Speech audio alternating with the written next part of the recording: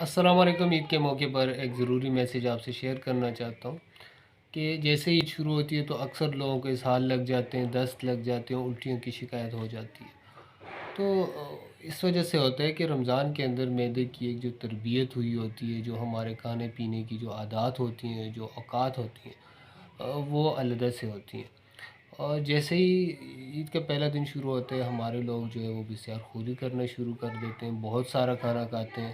اس میں مرغن غذائیں بھی آ جاتی ہیں، چکنائیوں والی بھی آ جاتی ہیں، مٹھائیوں کا استعمال کافی کیا جاتا ہے۔ اس کے علاوہ کولڈ ڈرنکس ہیں، پھر چائے کا استعمال، یعنی کہ پورا دن جو ہے وہ اسی میں لگ جاتے ہیں کھانے پینے میں۔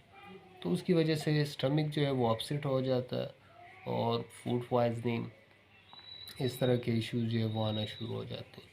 کوشش کریں یہ جو شروع کے دن ہیں، معدے کو ٹائم دیں، کم کھائیں اور آہستہ آہستہ سے کھائیں، تاکہ معدہ جو ہے وہ عام روٹین کے ساتھ جو ہے وہ ایڈجسٹ ہو سکے۔ بہت شکریہ۔